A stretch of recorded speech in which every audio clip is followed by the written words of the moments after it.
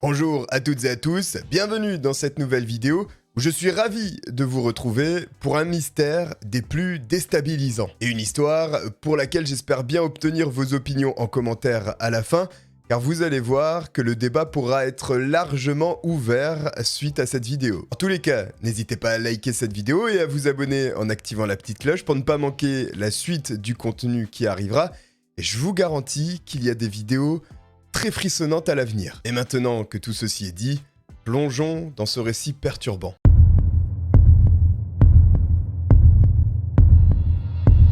Pour cette affaire, direction les États-Unis et la banlieue de Chicago, à Algonquin, car c'est là-bas que vit Keith Reinhardt, un rédacteur sportif pour le Chicago Herald auquel il est fidèle depuis 22 longues années et il couvre principalement les sports de lycée. Alors, si vous êtes habitué à la culture française et européenne, couvrir des sports de lycée peut paraître surprenant, mais aux États-Unis ce n'est pas le cas et il y a même là-bas une large popularité des sports pratiqués par les enfants de cet âge-là. Il peut très vite y avoir un engouement poussé pour une compétition, mais malgré ça, Keith Reinhardt souffre d'une crise de la quarantaine et commence à remettre en question certains principes de sa vie. Pourtant, avec Caroline, sa femme, ils semblent très bien s'entendre et partagent tous les deux un amour profond pour leur fille. Et la vie à Chicago peut être par moments intense, stressante et angoissante au point que Keith a envie de se retirer quelque part dans un endroit qui pourra lui permettre de s'apaiser. Et un très proche ami de Keith, Ted Parker, qui vit dans une petite bourgade nommée Silver Plume dans l'état du Colorado, ne cesse de lui parler en bien de sa petite ville et de son mode de vie qui semble attirer de plus en plus Keith. Et une énième discussion entre les deux amis va finir de convaincre Keith de se rendre dans cette petite ville auprès de son ami. C'est alors que du jour au lendemain, il pose un congé sabbatique d'une durée de 3 mois auprès de son employeur et s'en va pour Silver Plume seul. Mais il n'a pas l'intention de délaisser sa famille pour autant et il explique à Caroline, sa femme, qu'il souhaite se retirer un moment pour écrire un livre et qu'une fois que ceci serait fait, il souhaite qu'elle le rejoigne. Et Caroline, à l'inverse de Keith, apprécie la vie urbaine que Chicago propose. Néanmoins, étant folle amoureuse de son mari, elle accepte à contre-cœur de rejoindre plus tard celui-ci dans la ville de Silver Plume. Et d'ailleurs, Silver Plume, qui est un endroit bordé par les montagnes rocheuses, tient plus du petit village que de la grande ville, puisqu'il y a seulement 140 habitants là-bas. Malgré tout, cette petite bourgade n'est pas sans histoire, et elle a d'ailleurs vécu une histoire assez turbulente. Puisqu'à l'origine de sa fondation, en 1864, elle a vocation à servir de campement aux chercheurs d'or, qui s'aventure dans les montagnes rocheuses pour y extraire le précieux minerai. Mais à cet endroit des États-Unis, on ne trouve pas de l'or, mais de l'argent, et cela a son importance. Puisqu'en 1893, une puissante crise économique traverse le pays, et le gouvernement des États-Unis va décider de passer d'un standard argent et or à simplement un standard en or. Ceci a pour effet de dévaluer l'argent, qui n'a quasiment plus aucune valeur, et donc la ville de Silver Plume commence à être abandonnée. Elle est donc, au moment où Keith la rejoint, une ville semi-fantôme, ce qui a pour effet de créer un petit effet mystique autour de celle-ci qui plaît particulièrement à Keith Reinhardt. Il s'installe donc en 1988 et loue à Ted Parker, son ami, un magasin d'antiquités ainsi qu'un appartement derrière une église catholique abandonnée. Le petit commerce se trouve sur l'axe principal du village, il est discret, très calme, l'endroit idéal pour permettre à Keith de rédiger son livre. Et malgré l'atmosphère environnante, les montagnes rocheuses non loin, ainsi que ce petit village à l'histoire fournie, Keith ne trouve pas l'inspiration et connaît le syndrome de la page blanche. Alors, pour essayer de stimuler sa créativité et d'enclencher l'écriture de son roman, Keith va décider de faire des randonnées dans les montagnes rocheuses afin que l'inspiration survienne. Un jour, alors qu'il se trouve dans son magasin d'antiquités et qu'il s'apprête à partir pour une nouvelle randonnée, il apprend que l'ancien propriétaire de ce magasin, Tom Young, a disparu. Intrigué par la disparition dans des circonstances apparemment mystérieuses de l'ancien propriétaire, Keith Reinhardt va se renseigner sur celui-ci. Il va découvrir que Tom Young était un ancien professeur d'art ainsi qu'un ancien des forces spéciales à la retraite et qui profitait désormais de la vie avec son chien Gus. Gus était un labrador noir et Tom avait une relation fusionnelle avec lui Il faut dire que l'homme était assez isolé, mais il partageait énormément de moments avec son chien qu'il aimait plus que tout. Et même s'il est vrai que Tom Young ne créait pas souvent du lien social avec les autres habitants, ceux-ci respectaient son choix et l'appréciaient tout de même. Et Tom Young et son chien Gus, le 7 septembre 1987, soit un an avant l'arrivée de Kiss à Silver Plume, ont décidé de partir pour une randonnée ensemble. Et même s'ils ont été aperçus en train de marcher dans les montagnes, ils ne sont jamais revenus des Rocheuses.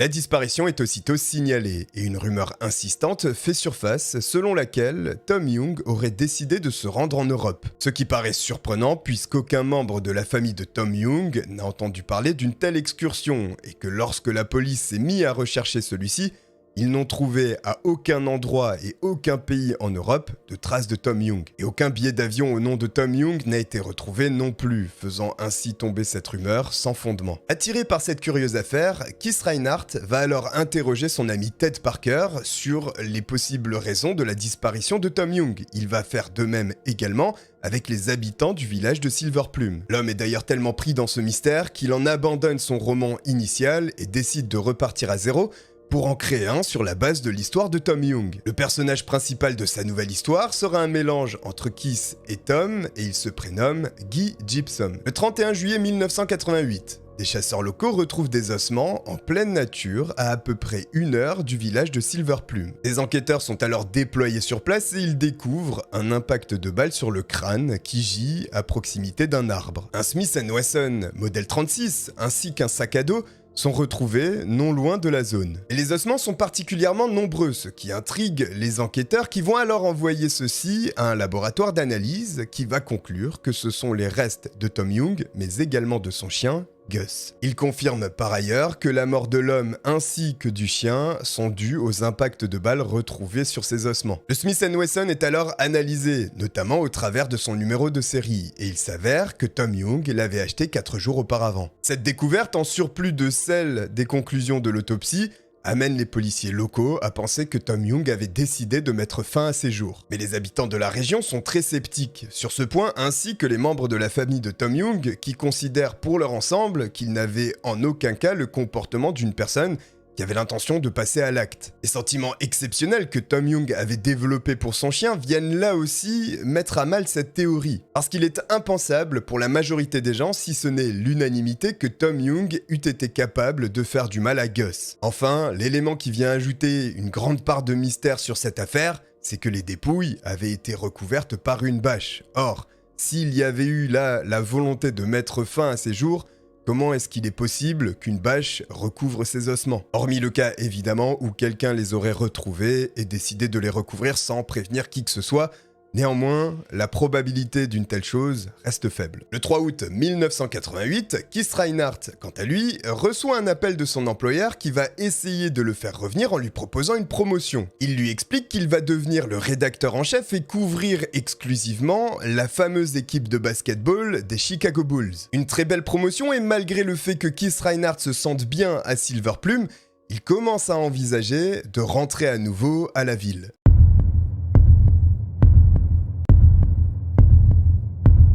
Et le 7 août 1988, en plein après-midi, Keith Reinhardt ferme son magasin et annonce à ses amis qu'il va partir en randonnée pour gravir le mont Pendleton. Une prouesse puisque ce mont est non négligeable, il culmine à une hauteur de 3000 mètres, et Keith Reinhardt a peur des grandes hauteurs justement. Précisons également que cette randonnée a peut-être été motivée par la volonté d'en savoir plus sur la disparition de Tom Young. Car en effet, la veille, Keith a parlé à de nombreuses personnes, et à chaque fois, il a expliqué que pour lui, en son fond intérieur, la disparition de Tom Young était liée à un acte criminel. Keith prend donc le départ aux alentours de 16 ou 17 heures de l'après-midi pour aller affronter le mont Pendleton. Et cette montagne, il la connaît bien, puisqu'il a déjà essayé de la gravir auparavant, mais il a échoué tant la difficulté est forte. Le terrain est difficile, accidenté et extrêmement pentu avec parfois des pentes à 60%. Et le plus surprenant est que Keith s'est attaqué à cette montagne sans disposer d'un matériel adapté.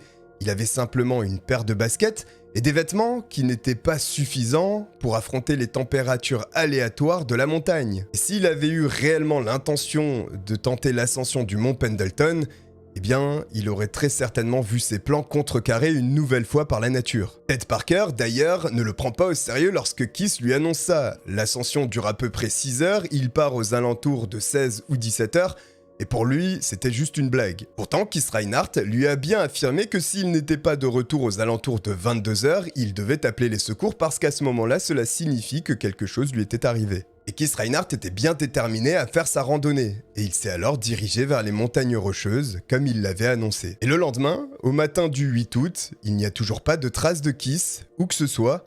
Ted Parker va alors faire ce qu'il lui avait dit, signaler sa disparition. La nature pouvant être parfois cruelle dans ce secteur, une équipe de sauvetage est aussitôt envoyée sur les traces de Keith Reinhardt. Une vaste mission de recherche et de pistage est alors lancée sur le mont Pendleton ainsi que les monts Sherman et Republican. L'opération va mobiliser des centaines de personnes, des chiens renifleurs, des hélicoptères et même des avions, et tout ça pendant plus d'une semaine, mais impossible de remettre la main sur Kiss. Le chef de cette mission, Charlie Szymanski, expliquera que retrouver Keith Reinhardt dans ces conditions était extrêmement difficile. Parce que, comme vous le savez désormais, le terrain du mont Pendleton, mais tout comme celui du mont Republican et Sherman, sont très abrupts et il est difficile d'avancer et de progresser. Et le fait que Kiss soit également parti sans quasiment aucun équipement n'aide pas non plus à sa recherche, puisque habituellement, il y a des indices qui sont laissés ici et là avec ces équipements justement. Le seul indice retrouvé sera un morceau du livre que Kiss avait commencé à écrire, et cela s'arrête là. Les recherches seront définitivement stoppées le 12 août 1988 lorsque la veille, un avion qui avait pour objectif la recherche de Keith Reinhardt s'est écrasé et a causé une victime. Et alors, et c'est la grande question, qu'est-il arrivé à Keith Reinhardt ?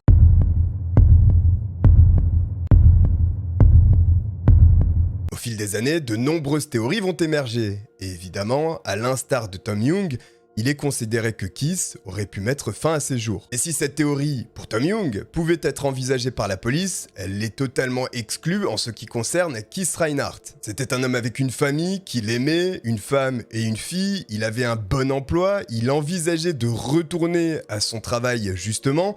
Il n'y a aucun signe là-dedans qui pouvait laisser présager un tel acte. Keith alors a-t-il essayé d'imiter le personnage qui se trouvait dans son roman, de se mettre dans sa peau et d'aller faire des randonnées de plus en plus risquées pour essayer d'avoir de l'inspiration? C'est une idée, et peut-être qu'en faisant cela, la nature n'aurait eu aucune pitié pour lui, d'autant plus qu'il s'était aventuré là-bas sans aucune affaire adaptée à un tel voyage. Certains évoquent également la possibilité qu'il ait eu l'envie de disparaître pour refaire une nouvelle vie et que sa crise de la quarantaine était en fait plus poussée que ce que l'on croit. Le déménagement à Silver Plume était alors une première étape dans son plan de s'évaporer définitivement. Mais là encore, cela ne fait pas beaucoup de sens vu qu'il appréciait et aimait énormément sa famille, sa fille, et bon nombre de son entourage. Et enfin, la dernière piste, et qui est partagée par la majorité des gens, c'est là un acte criminel. Parce que si l'on résume l'histoire, il y a un homme, Tom Young, qui s'aventure en forêt,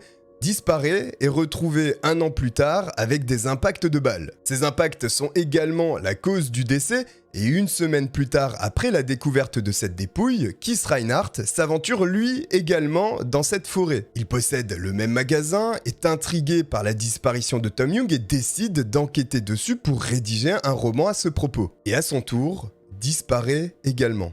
Cela paraît assez suspect comme déroulement des faits. Beaucoup pensent qu'il ne s'agit pas là d'une simple coïncidence. Soit Keith et Tom partageaient un secret similaire qui les a conduits à leur perte, soit Keith, en enquêtant sur Tom, a découvert quelque chose qui a conduit à sa perte également. Les personnes se sont mises à enquêter et ont alors découvert qu'il y avait peut-être un secret lié à du déversement de déchets nucléaires interdits. Car en effet, des gros camions en provenance d'une usine d'armement qui se trouve à peu près à une centaine de kilomètres de là se dirigent régulièrement vers Silver Plume et en direction d'une route en cul-de-sac. L'aboutissement de ce chemin mène à une ancienne mine abandonnée et la théorie de beaucoup est que ces camions vont déverser ces déchets nucléaires interdits dans cette mine. Et il semblerait que Tom Young était au fait de ce terrible secret. S'est-il alors mis en danger en voulant le dévoiler ? C'est possible. L'équipe de tournage Lost in the Wild est alors allée vérifier cette mine abandonnée et a décidé de voir s'il y avait réellement des déchets nucléaires à l'intérieur. Équipés de compteurs Geiger qui permettent d'évaluer le taux de radiation, ils pénètrent alors dans cette partie abandonnée et découvrent qu'ils doivent vite faire demi-tour car les taux sont en train de monter à des niveaux faramineux. L'équipe, n'ayant pas pu s'engager plus profondément dans la mine, ne saura jamais ce qu'il y a réellement dedans. Et un doute persiste, est-ce là des déchets nucléaires ou alors simplement l'uranium naturellement présent dans la mine? La possibilité alors d'une élimination dans ce cadre n'est pas à exclure, et peut-être que Tom Young ainsi que Keith Reinhardt étaient au courant de ce qui se tramait là-bas. Et pour le lieutenant Steve Gremillion, il n'est pas exclu non plus qu'il y ait potentiellement un prédateur dans les parages. Car au cours des dernières années et aux alentours du village de Silver Plume, plusieurs crânes humains ont été retrouvés. Et là encore, sans qu'il soit possible de faire un lien entre ces différents ossements, sont-ils alors liés ? Le mystère règne. Voilà pour l'étrange histoire de Tom Young et de Keith Reinhardt. N'hésitez pas à me donner en commentaire votre théorie, puisqu'après tout, le mystère plane et il n'y a pas d'idée plus bête qu'une autre. Et pour faire plaisir à certains, beaucoup même, j'en suis sûr, on acceptera la cause extraterrestre si vous la détaillez bien et que vous nous y faites croire. Voilà en tout cas les amis, j'espère que vous avez aimé cette histoire. N'hésitez pas à liker et à vous abonner pour ne pas manquer la suite des vidéos à venir et le contenu qui arrivera. N'hésitez pas non plus à me suivre sur Instagram. Je vous dis à bientôt. Ciao.